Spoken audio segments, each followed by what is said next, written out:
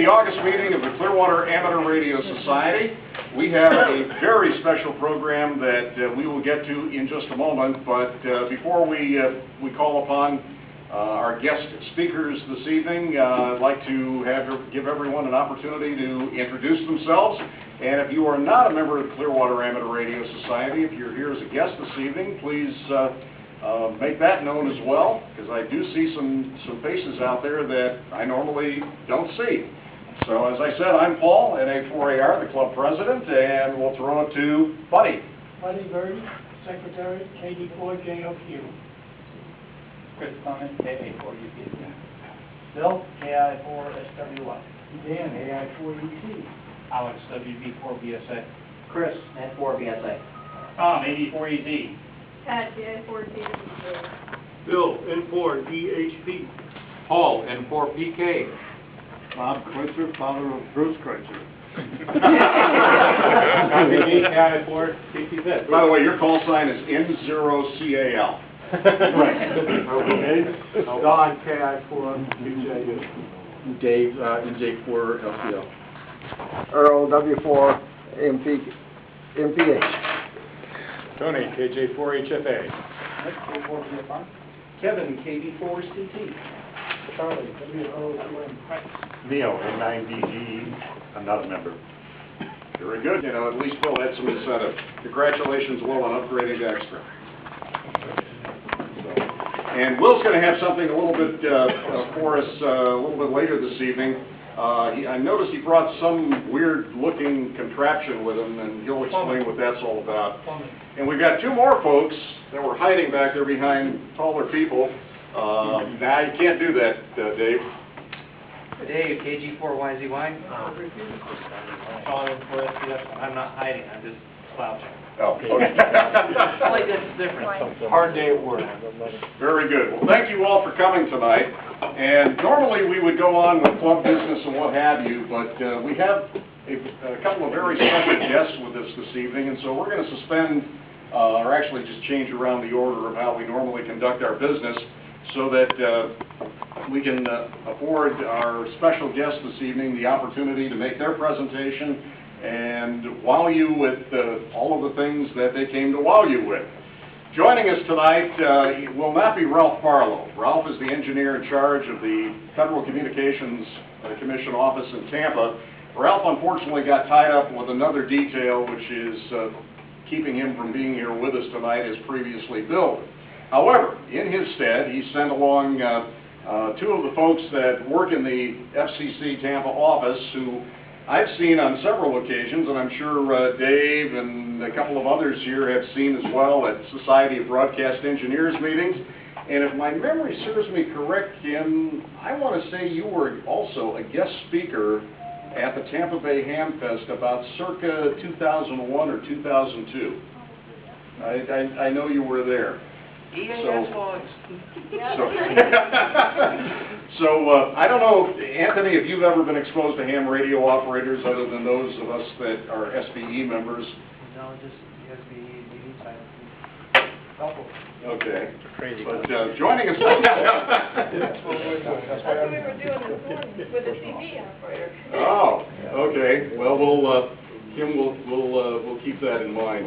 And tonight, making a presentation and putting a face to the FCC, which, how many people have never had the opportunity to encounter anyone from the FCC?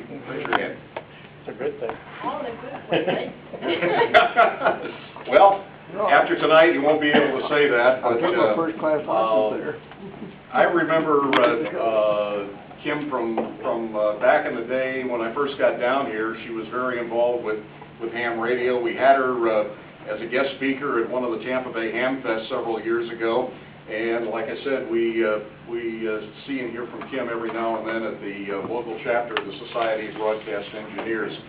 So without further ado, I'd like to introduce Kim Silva from the Tampa office of the FCC, and Kim's going to share some things about amateur radio regulations and enforcement with us. Kim, the floor is yours.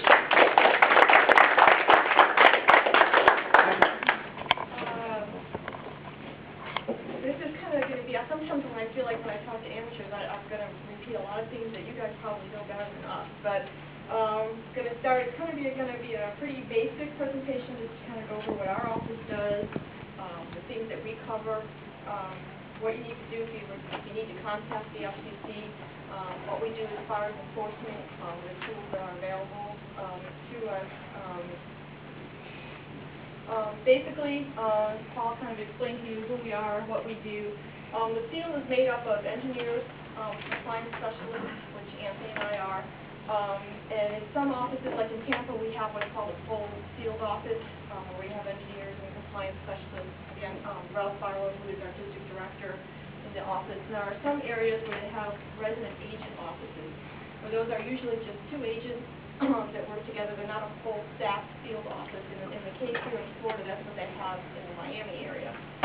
Basically, our office in Tampa handles most of the state of Florida. We handle from Naples on the west coast, all through the Panhandle, and on the east coast, probably through until like Jupiter. I think the Jupiter area there is kind of where the line is. So anything in that area is our office's responsibility. Anything south of that basically is handled by our agents in Miami. Basically, our primary function, we perform honesty investigations, we respond to safety of life cases where there's interference problems, and we resolve interference issues, which in the amateur situation is primarily where we would get involved. What we do as far as obtaining compliances, we issue notices of violations. We go to forfeiture proceedings where we're actually going to collect a monetary forfeiture. There's consent decrees. In worst case scenarios, there's license revocation, and we can even go as far as criminal charges. Basically, we, as it says on the bottom, we try to be firm, fast, and flexible, and we also try to be fair. We have a lot of means of compliance that are available to us, and unless it's a very severe case or an extreme case, we don't start at the top of the line, and we'll try to do the basic that we can in order to obtain compliance. But compliance is the goal, and we will escalate what we need to until we obtain compliance. Basically, and what we do not do is we don't have any say-so in commission policy, and we can't and we do not make any comments on any issue that Washington is thinking about right now, or any issues that are before the commission. We enforce the rules and the regulations, whatever they are, whether you like what the rule is or don't like what the rule is, whether we like what the rule is or don't like what the rule is. Our job is to enforce it, and so that's what we do from our office. Basically, the amateur service, it's voluntary. It's a non-commercial service. It allows operators to improve their communication skills, their technical skills, and it also provides the nation with trained operators who host the board. They provide essential emergency communications, and that is something that is very valued. It's something that you should take a lot of pride in that you do. I'm sure with all the situations that have happened recently with the hurricanes and things, I know that the amateurs have provided a lot of necessary emergency communication, so that is something that you guys can take a lot of pride in what you do. As far as emergency communications, these are just a couple little things I'm going to touch on. There's RACES, which I'm sure you're all familiar with. Basically, it's administered by FEMA. Basically, during emergency, FEMA will authorize you to respond, when different things are going on as far as earthquakes, hurricanes, floods, wildfires, for example. What they're going to do is give you specific authorization to communicate with specific stations to provide specific communications back and forth. There's also ARES, which is basically the ARRL program. You have to be, their main thing is they want you to make sure you have an amateur radio, and of course they want you to have a desire to serve, which most of you I think do, and I think that's why a lot of you are amateurs. Only amateurs are eligible to be members, and they're usually mostly organized within a city, a county, or state, so there's a smaller, within a city, within a county. So that's another form, and we highly, suggest that if you are going to volunteer, to be a member of both services. They are both separate volunteer entities. One is not, if you're in RACES, it's not necessarily assumed that you participate operate and vice versa. And both groups are very vital to public communication during a crisis situation. So, and there are other organizations as well and other groups, that you can become involved with as the amateur operator. Right now, there's currently 3 classes of licenses. There used to be more technician, general, and amateur extra other classes. And what I've listed under each one is the requirements. Basically, the technician license, you can operate at 1,500 watts, use 17 degrees of command. You have to pass the exam, at least 26 correct questions out of 35. For the general, you're authorized in all the amateur bands. You can help administer certain examinations. You have to pass another additional exam of 26 out of 35 again. And an amateur extra, it gives you additional spectrum in HF bands, and another exam, of course, and you have to pass 37 out of 50 questions. The classes that were grandfathered, novice, technician plus, and advanced, as those either had to be renewed or modified, you either rolled over into technician plus or like the technician class, if you needed to modify or change, they put you in the other class of license. So basically, you can't apply or be tested for these classes any longer. The licensing now is done on a 605 application, which is kind of a huge application that covers a lot of radio services. The code that's used for amateur is HA, and if you're applying for a man, you callsign is HB. The 605 application, if you're applying for a new license, if you're modifying your license, or if you're ordering a replacement, you do that all on this one 605 application now. There used to be all different numbers and forms. I don't even remember what it was for the amateur. 610. 610? Yeah. So we used to handle all this from our office, and now we have a call center. But now the 605 application, you would fill in the radio service, you would put in this code, because like I said, it's used for other radio services as well, and you use it for those types of events. If you're going to do it for online filing, you also have to obtain what's called an FRN number and a C.A.R.S password, and you can do that online. And basically, all this can be done online instead of all the paperwork and filling out a form. And that's the way the commission encourages you to do it. If you have to apply for a license, do it online. It's definitely faster. The process will go much easier, and you're able to track things much better. But if you are going to do it, you have to get this FRN number and the C.A.R.S password. Getting back to the enforcement issue, basically, we have the inspection authority to inspect under 303N of the Act, the Communications Act. Basically, licensees and non-licensees, they have to allow an inspection of your radio station, no matter where it is, day or night, 24/7. And we do not need to obtain a search warrant in order to inspect your radio station. This morning we were dealing with a CD radio operator, and when we first approached him, he was like, no way, you can't, and basically we told him, that's fine. If you don't want us to allow an inspection, that's fine. You can say, I don't want you to see my radio, that's fine, but keep in mind that that in itself is a violation. And you'll see in a later slide, I believe the amount of the forfeiture is $7,000 for not allowing an inspection. So, think about it. Yes. Are you limited in any way in your search? I mean, we're not going to go through your drawers and, through the kitchen, and we're going to inspect your radio stations. We're going to trace cables, and we're going to, check the antenna, the input to the radio, and whatever other equipment you have that's associated with your radio.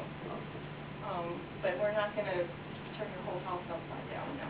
But we are going to, we do have the authority 24/7. If we're doing an investigation, and that investigation requires us to inspect your station, we have that authority to do so. Just so you're aware of that. And we always tell people that if your station is legal, you shouldn't have any problem 24/7 letting us look at your station. In fact, you should be wanting to show it to us. There's nothing wrong with it. So these are just different enforcement tools that we have available to us. We issue warnings, verbal, written, sometimes retesting. We can do repeater shutdown requests, off-the-air agreements. as you can see, there's a whole list of things that are available to us. Sometimes we can put somebody on what's called like quiet hours. We do this a lot with TV operators. We tell them that you can't operate your station between such and such a time frame.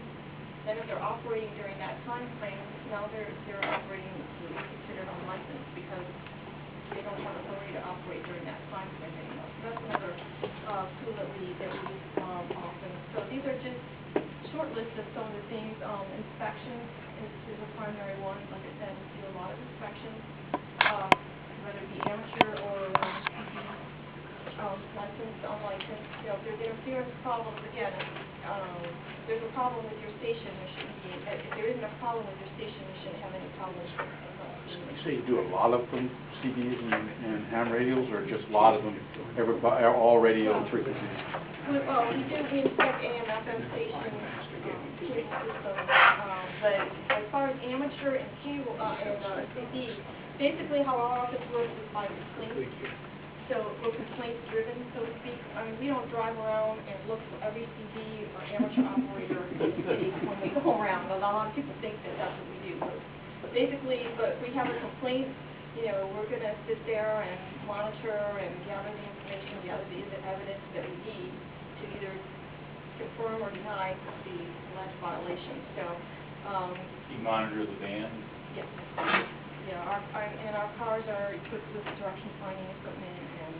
But without a complaint or in response to a complaint? Well, sometimes, I can't say that we never monitor the bands, we do, but in general, our general operating procedure is to go by complaint, but it's not that we never do it, put it that way. So what would be a typical complaint? Take an example, like the TV today that you were playing with. The TV complaint today that we did was basically interference to telephone and was basically causing interference in the local neighborhood and mostly with phone, radio. What about the rectification problem? Yeah. In this case, the operator was not operating on power, so the power was worse because it was over Yeah, power. and we explained to the complainant as well that, I mean, if we go and inspect the station, whether it be an amateur or say it's an amateur that they're saying, of course, a lot of them are just assuming that your station's running illegal. But if we go and inspect your station and we find that your station is, legal, we go back to the complainant and we let them know. And a lot of times the problem is if it's audio rectification like in a phone or speakers, that those pieces of equipment are not manufactured with necessary filtering. So it's not necessarily your station running over power or your station could be legal and they still may get interference. But then they have to go to the manufacturer of their equipment and get filtering. And we find that a lot of times, especially the amateurs, are very good about working with their neighbors or working with the complainants to either get filtering or help them, assist them in getting that resolved. CBers are a little bit different, but putting it nicely. But we usually find that the amateurs will do that. They will go out and work with their neighbors in their neighborhood and actually help them and assist them with to resolve their interference problem. So we do tell the complainant, we let them know that up front that just because you hear that guy on your phone doesn't necessarily mean that your station is illegal. So they know that. But then we tell, when we're inspecting a station, we let them know, we're here because we received a complaint. We don't give out a complaint name or who did it. But our goal, our objective is to go and inspect the station and be able to tell them, listen, we inspected this station and we found it in compliance. Now, how many times that happens? But that's ideally, what we would like to do. So, so that's one of the, inspection, enforcement tools. That's how we use the inspection. What kind of things do you normally find out of compliance? And let's talk about the amateurs, because that's, I think, nobody's a CBer here, right? For amateurs. I would say that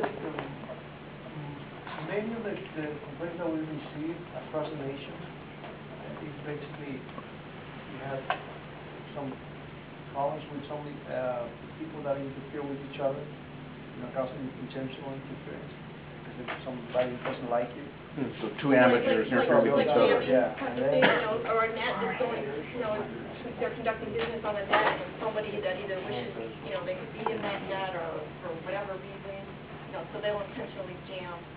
Yeah, jamming. Actually, Kim, let me give you an example, because a year ago at this time, the club was working directly with one of Kim's associates at the Tampa office on a person in, we believe, Largo, who decided that every Wednesday night at 8 o'clock they would rather listen to themselves than the C.A.R.S net. And they got on and blatantly interfered with our 146.97 repeater. Little did they know that we have some folks like Will and Chris and Dave and Sean and Bill who are all expert DFers. And within a fairly short period of time, we tracked this particular party down, turned it over to, I believe it was Don Robertson, who works in your office. And amazingly enough, about 2 weeks after our initial... amazingly, about 2 weeks after the initial complaint and we had turned some information over to Don, our jammer disappeared. And it hasn't been heard from since. So, thank you. I'll let them know. Thank you. No, and I think in that case, isn't that the one where they found something up in the... Yeah, especially the vibe that he was using to jam. Yeah, so that's probably one of the more common... Well, the other problem is sometimes it's running more power than what you need. If you need 50 watts to communicate from here to there and you're using 100, obviously you're creating a problem of interfering maybe, and it can be corrected just by reducing, operating within the power that you really need to communicate.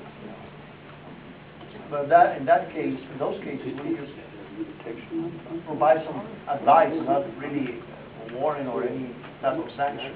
That's why when we go to do an inspection, we want to see what modes of operation, what frequencies, and how do you operate normally when you conduct your business on the amateur band, so we get an idea of what could be the problem.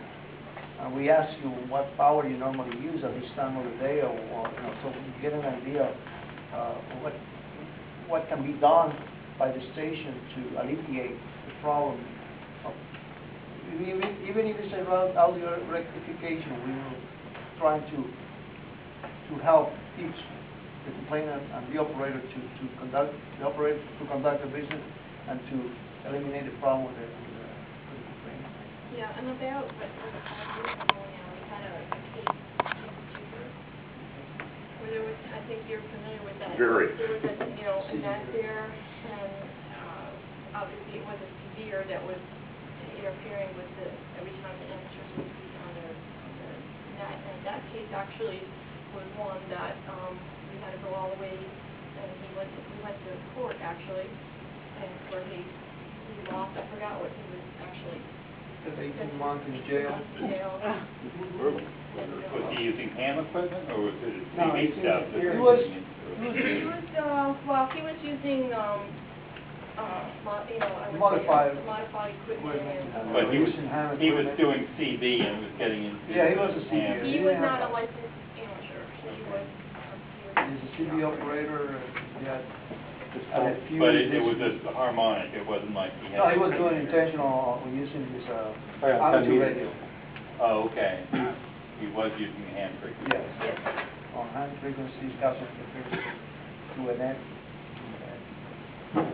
He thought he was going to be able to get away with that. Those are just some examples. These are some, just to give you a basic idea of some of the forfeitures, and most of the forfeitures are actually listed in this section of the rules. Basically, unlicensed operation is a $10,000 forfeiture. If you give out a false express communication, the base these are base amounts. They can be higher repeater centers and so forth. They can be doubled, or these are the base amount, $8,000. Again, if if you don't want us to, inspect your stations, it's at $7,000. Use of unauthorized equipment, $5,000. If you don't respond to us, $4,000. We send you something that requires you to respond to the commission, just to do it. So basically, just kind of giving you an idea of the forfeiture amounts that are carried along with certain violations. You cover the radio on boats?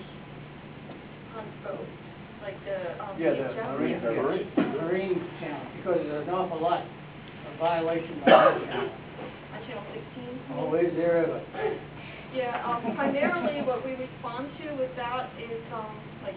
The Coast Guard normally yeah, the gets Coast in Guard contact with us to let us when they know. have a problem that is going on. Especially like we say open mic, or, During They use May profanity, they don't use the proper protocol, they don't know how, and just call on the radio, telephone. Yeah. There's a lot of that. Do they have call signs? No. They don't even have. No, the Marine Band isn't licensed anymore. It's not, it's kind of covered under like a blanket license, almost similar to how what CB is. It's still a license, but an individual operator's license is not required anymore, an operator or a station license. So And all the hunters use the Marine Bands because we've done that. We've done a lot of those investigations as well. Yeah. Gone out to the woods and. Yeah, where's your boat? You're right, pull it up. Where's your boat? Yeah, I want to clarify something, that we don't have that many problems from amateurs complaining. And when we do have some complaints, you're gonna cover that, they all refer to a person that's Yeah, this particular, is, that's dedicated to, Yeah, as many of you, I'm Another sure all of you complaint. were familiar with Riley, where he was, an amateur God. guy. And Riley was a great guy, and we were all, as much as I guess he deserved to retire, we were all sad to see him leave. But now, you'll see in the next slide, the person that replaced him, her name is Laura Smith, and I have her card here. And basically, she is the new Riley. She's the one that replaced him. And she actually, we had invited her actually to come and do this meeting, but she was unable to do it. But she wanted, one of the things she said to let you know is that basically when she took over, I think there was like 400 cases backlog. And she worked on, I think, 300 of those have been closed now. So they are working up there to resolve the amateur complaints that they received. So, and basically, the way that the system works as far as complaints, as I said, we're complaints driven. But as far in the amateur service, complaints can be referred to this email has been established for you. Any complaints that you have shouldn't come to us directly. They have to go through. They have to go to Gettysburg. That's where everything is handled with amateurs, and they will do what's necessary on their end. They can also email. This is the address, and if you have a recording, you can include that with your complaint in your email or written. And power line interference problems should you first go to A.R.S. They're the first source you should go to for that type of interference. Again, don't contact us, Tampa office directly. They have to go there, and then if it's a certain issue that they think that we need to get involved with, or we need to investigate, they'll let us know. They'll send that case down to us, and Laura will let us know where it is, what the situation is, who to contact, and that's when we'll start our investigation on our end. So keep that in mind. Sending it to us first is only going to delay it because we can't act on it directly. We're going to have to send it up to Laura anyhow. So keep that in mind. Okay. I have a question going back to the notion of forfeitures. I wonder why you call it a forfeiture instead of a fine, and whether there's any formal procedure that you have to go through in order to impose this forfeiture, or do you just send them a letter and say, please send me $10,000?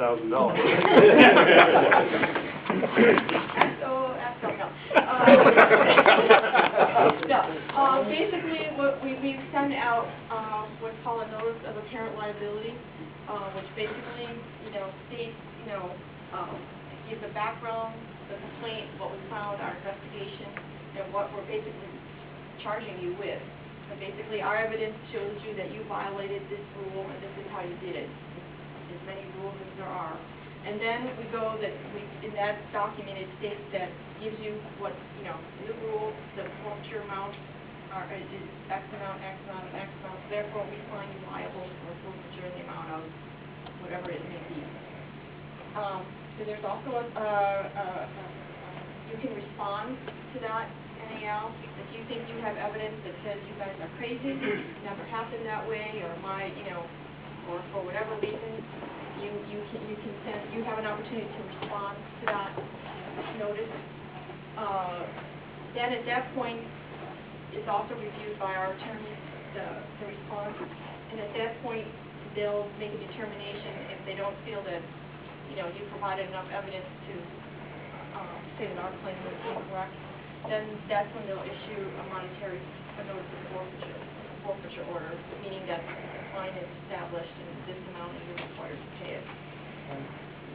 I want to mention that, if you receive a notice of our liability or a fine or a forfeiture, or whatever we call it, it's because we have gone through so many ways to convince you to stop doing what you're doing. To reach that point, it means that you have really messed up really bad. And you continue doing the same violation. We give you enough opportunity to react, to comply, because our interest is to comply, not to fine you or to impose any sanction. It's And just the to fine convince you doesn't that go you're to the doing something wrong. commission, doesn't come to us, it doesn't, You're saying you warned someone first? Yeah, we will go Cease and desist? making sure that you're aware what you're doing wrong. Obviously, this is a very what do you call it? The gravity. yeah, there's a very Egregious. blatant, It's not like it's offense. We really need to. And I'll tell you one thing, as far as, our supervisor, Mr. Garlow, he's very pro-enforcement minded. So, in most cases, unless, depending on the situation, he's very, like I said, pro-enforcement, and he's very pro, send the forfeiture order out. So, so I would say he's a no-tolerance attitude now, especially not even with the amateurs, but we've been having so many unlicensed operation on the FM band, pirates. We have no tolerance for them. We know about them. We find them. We get them a stock up with everything we got until we get compliant. If they continue, then we will go. And it's a case-by-case situation. It's never, exactly the same for every single case. There's always something in every case that's different from the others. I mean, it may be unlicensed operation, but every single one of those cases is different from the next. So we look at the whole picture, the entire situation on both sides, and to determine, what, enforcement action we're going to take, whether it's just going to be a warning. If by issuing a warning, we can obtain a compliance, that's what we'll do, like he's saying. Now, if it just escalates to the point, well, we'll just go up the ladder as much as we can, but we're not going to start at the top end of the ladder and come down. What about commercial talk radio? I heard something about Fernando County, some guy, they were saying he threatened the president. Well, on the air. Yeah, threats are actually from the FBI. Or the Secret Service. We have received complaints of people threatening the president. And we have to get involved in those investigations, trying to find out who did it. Yeah. There's no doubt about it. They take it seriously, especially nowadays. Any threat from anybody. He was calling and then it got really hot and then he said Even between something. amateurs, we have evidence and reports of threats. Like, instead of target practice, take it out, go to the administration, and that was interpreted as an overt threat. But we do take those cases seriously. We get involved with that kind of investigation. especially when we receive a Secret Service request that from us to follow what they want us to investigate further. Because I know that we have the means to do it. Yeah, right. Sit on the air for the show. Well, Kim, we know that people take you seriously because at the time when our complaint was initially filed, there were actually 2 interference complaints involving 2 different repeaters that were going on at the same time here in this county. And the party who made the initial contact with your office also happens to be the trustee of the other repeater, and he's also a broadcast engineer. And the day after he sent Ralph an email, his phone rang. You know what's coming. I know what's coming. And he happened to be at one of his transmitter sites, so he picks up his phone and says, "This is so-and-so from the FCC. I'm calling about a complaint." You changed his entire day. He saw his light flash in front of his eyes, because the last thing the broadcast engineer, any broadcast engineer wants to hear is, "Hi, I'm so-and-so from the FCC, and I'm calling about a complaint." He probably aged a little bit. Yeah. Good thing it was on the tower. Yeah. I do remember that case, that's kind of a good example of some of the amateur cases that we tend to get involved with and that we work on. In closing, I'll leave this to you, I'm just going to fill the documents, but this is basically the contact information. This is our webpage for the FCC, and any information that you need is on that page. If you go under the Enforcement Bureau, you'll find the Amateur Radio Service there. You just click on what you need, and you can find a lot of information. Probably, definitely more than I can give you in a short presentation like this. And instead, I'm just kind of trying to cover the surface area here. The number, if you're going to call Gettysburg, this is like a main office number, and this number here, and she told me to go ahead and give this to you. This is Laura Smith's direct, this is the number to reach her. So that number is basically, if you have questions, complaints, anything in the amateur service, again, she's in Riley. And we have a national call center, and this call center is also in Gettysburg. And this is, for anybody in the public, that's the number to contact the commission. We do not give out, our office is not a public number. It's not the number for everybody to call the FCC. We can't help them with everything. So this is, anybody needs to contact the commission about any communication question or, anything. That's the number that they should use to contact the commission. And if they call you on your cell phone, all you're going to see on your cell phone is the word restricted call. Yeah.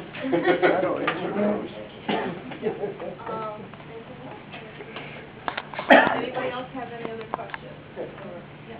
The thing I've always been curious about, and I used the CBS Justin Timberlake flashing incident as an example, or a amateur operator operating through a repeater. You regulate transmitters. Why isn't the violation multiplied by the number of transmitters that it is broadcast over? The criteria is, Yeah.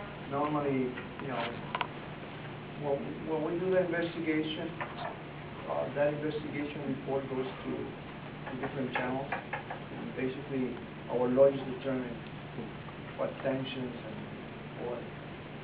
what is going to be done with that case. Yeah, I mean, basically, what we do on our end is we give our attorney our case report. We write up what we found, we did our investigation. We suggest this, one of these violations. But what gets issued is what they determine from reading our case report, and then, of course, they ask us a lot of questions, and if they, so it's,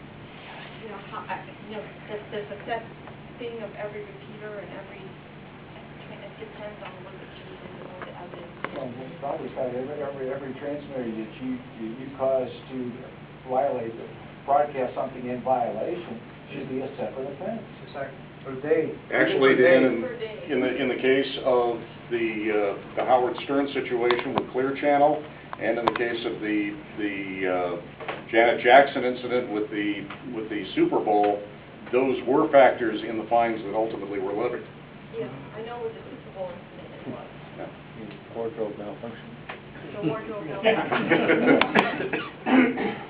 So to answer your question, basically it's up to our lawyers to determine what sanction is going to be imposed based on the evidence.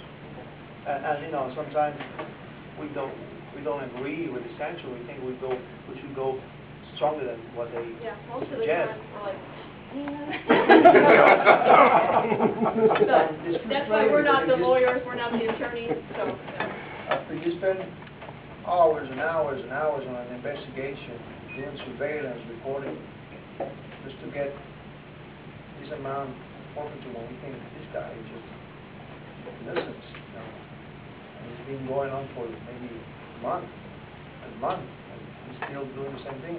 And we can only impose this much, you know, sometimes it's not fair, but that's, but they want to make sure that the fine sticks to the case. Just, I think that in their mind, they understand that it's better to get something that sticks than to go overboard, maybe impose such a fine or forfeiture that is uncollectible, or, so that's another, so this is very, Yeah, there's a lot of factors that they take into account. And like I said, we're not attorneys, so of course, like you said, you know, when we do an investigation, at least, you know, I can say for our office exactly, I mean, we put basically, I don't want to say our heart and soul into it.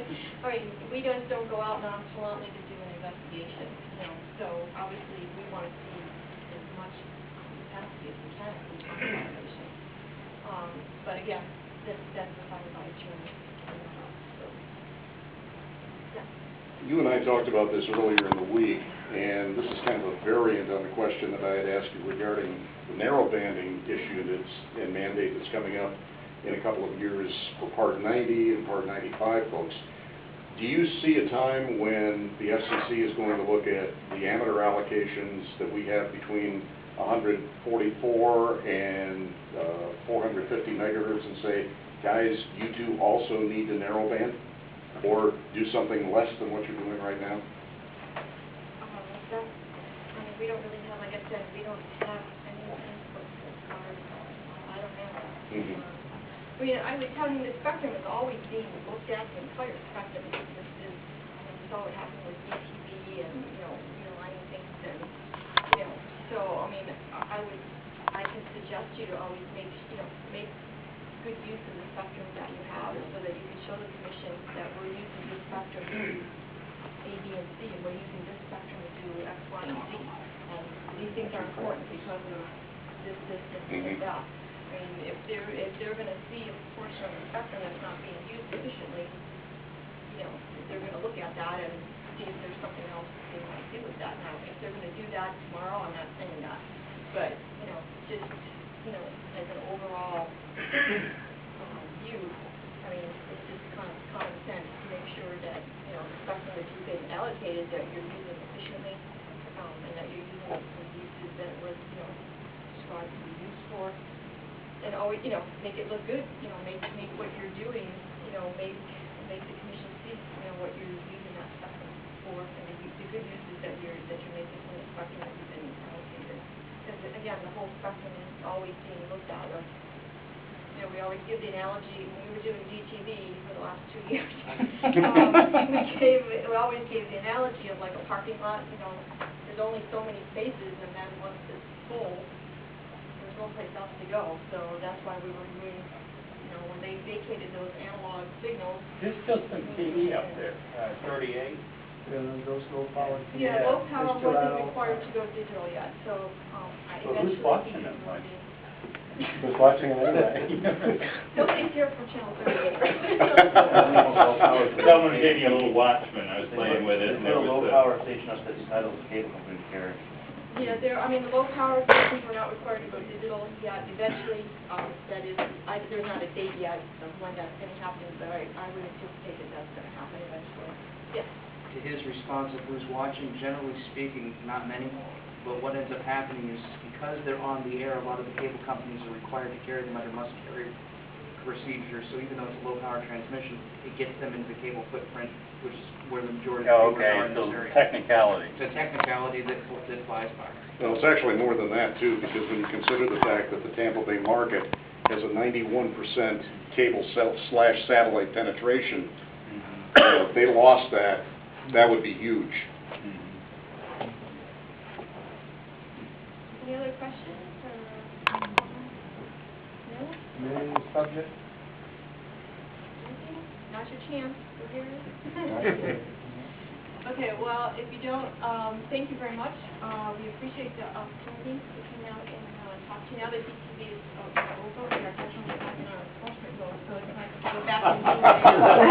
Not that we haven't left it completely, but, you know, doing these types of things is nice, kind of break from shooting the bad guys all the time. It's nice to talk to people that actually want to see you and You're talk out in to the you. field quite a bit then? I'm sorry? You're out in the field quite a bit Yes, then? yes, we are. Our office. Okay, we are. Chasing the pirates, huh? Not necessarily, no, we have cases like for our license operation, people using like multi-coms. We just did we didn't have the evidence, but we knew that this guy was operating, it's called a multi-com on the aeronautical frequency. Basically, on a license operation. You know, the CBR, we just came from this to home electronic equipment, which is very, very, very few cases we do across the year. Maybe one, two. Yeah, for home, like interference with home electronic equipment, we don't investigate that. The complainant has to show us some evidence that there's a rule violation. And for them to just call and say, I got interference on my phone, that doesn't mean a rule violation to us. As I was saying before, the phone, it could be running illegal. So they have to show us some sort of, you know, I already filtered my phone, not the line, but the phone itself, I'm still getting interference. 3 other neighbors did the same thing, still getting interference. It's not an amateur, Give me it's a an example. severe. As soon as they say it's not an amateur, It's a little. I don't know what we're gonna be dealing with. You guys are, No. I don't have many problems with you guys, so we're happy. Yeah, and of course, we appreciate a lot, again, what you do as far as, you know, helping during storms and emergency communication. And, you know, that's all volunteer. We, you know, actually, that is very much, you know, that you provide. You know, getting kids involved, and, you know, giving them something to use so they're not getting in trouble. That's a very good thing. We know you do a lot of things in schools and with kids, camp stuff, you know, that's what all the things that you do for your children. Somebody else has another question. Yeah, I was just curious if you could share some more stories or a story that comes to mind, like the craziest compliance issue that you've come across, or the strangest investigation, and also, second question is what type of equipment you have in your cars to do surveillance, and what kind of DF equipment and all that, if it's not secret. Yeah, basically, the cars are basically approved with direction finding equipment. They're undercover, there's no antennas on the outside of the car. No loop. Into the inside. Basically, There's 4 quadrants. all the design is using equipment that is already available. There's some devices that are being built by our own engineers, that are being tested and used for many years and been proved to be efficient in what we do. And the equipment is just basically a computer controls, a receiver, different models using different receivers, the display with GPS. It's very, you know, very fancy. I would say we're very satisfied with the product that we have right now, and it's very efficient. You know, the other problems in one model to the other is that there's more efficient for the upper bands, higher bands, and then on the lower bands it's kind of flaky. You know, so those are technical things that the other system provides. You know, so the antennas that we use are concealed, and you Driving down the street, you know, once you know what vehicle is driving, you're not going to know. You're not going to figure it out. We actually had a visitor from Indonesia visit our office. She was like a newly elected, what would be equivalent to what would be like a commissioner at the FCC, not the chairman, but like a commissioner. And she wanted to see, you know, the enforcement office and what we do. And Anthony and I picked her up at the hotel where she was staying with her husband, and she was shocked to see the vehicle. I mean, she was expecting this car to pull up with antennas all over it. She goes, you know, where did this car come from? She thought, you know, no. Here we do it just, you know, you're not going to know, you know, there's nothing on the car that makes it. Actually, we try to blend in as much as possible. Well, you actually do have a couple of those vans, because I remember getting off the Pennsylvania Turnpike a few years ago, and a vehicle that pulled up next to me had written on the side Federal Communications Commission, and it looked like a mobile lightning rod. So many antennas. Yeah, in general, for our work anyhow, what we do enforcement-wise, we try to, you know, blend in with the population as much as possible. As far as the craziest story, are you looking just for amateur or just in general? Let's stick with amateur. Well, actually, that's going to be go with anything.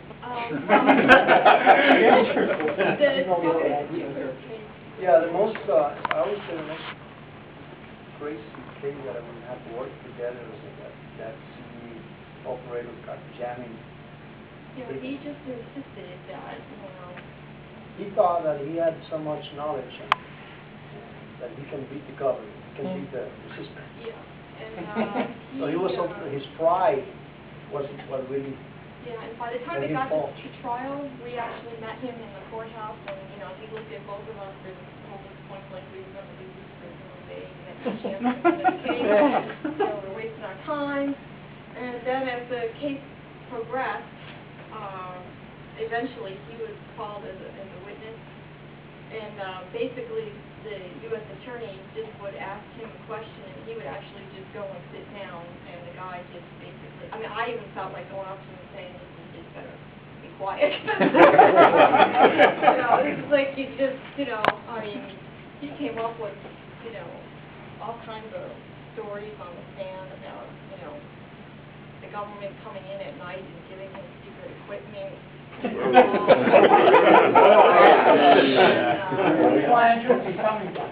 So that was probably by far, as far as in the amateur world, that was probably the most I mean, even the judge was like, you know, point blank told him that, you know, like, we didn't pay his time and, you know.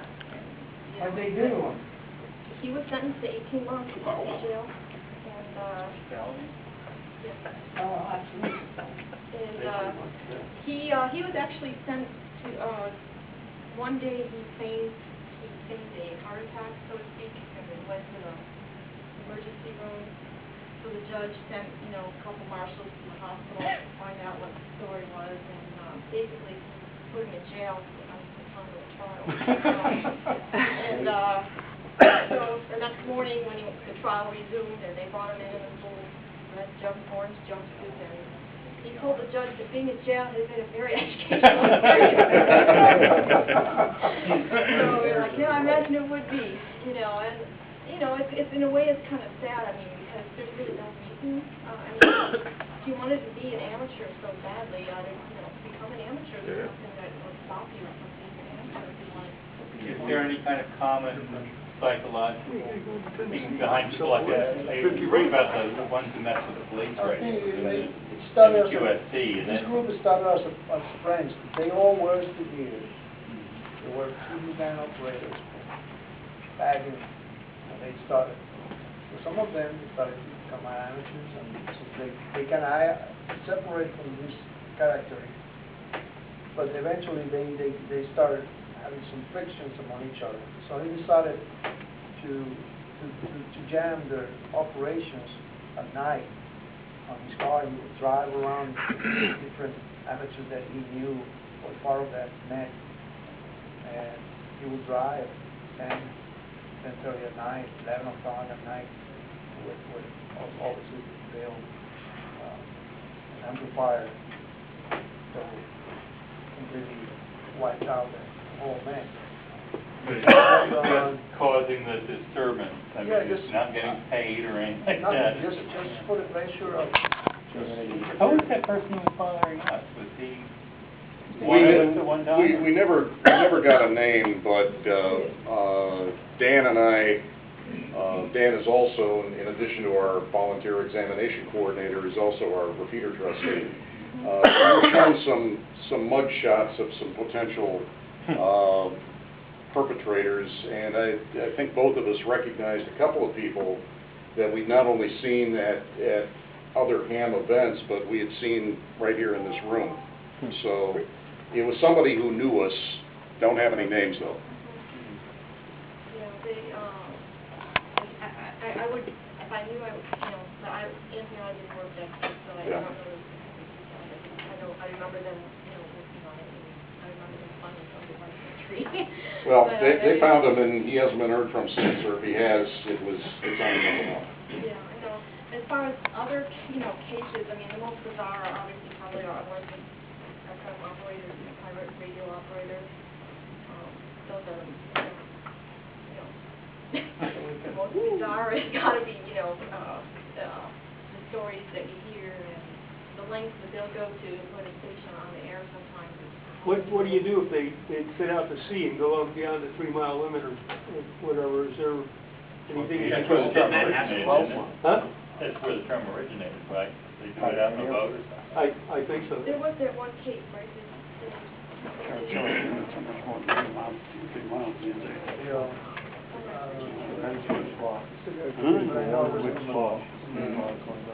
That's the one. The band's open to help keep folks that maybe have strayed from the straight and narrow, get them back in line and make sure that the rest of us who are operating within the rules and regulations, can do so without a lot of worry. One other thing that I do know that pops up on their radar screens a fair amount, and it affects those of us in the room that are dealing with repeaters where we are at a site where there are other RF emitters, and that is the whole RF radiation issue.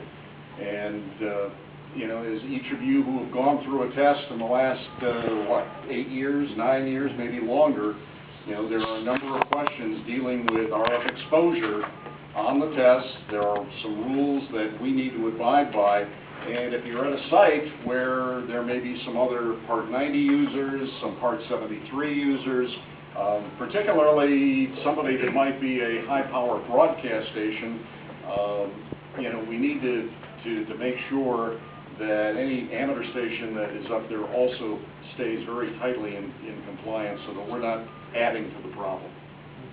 So, thank you very much for joining us tonight. You're welcome to stay. We're going to take a short break for maybe 5 minutes. Stretch your legs. We will have a short business meeting thereafter. In the meantime, our good friend Craig, the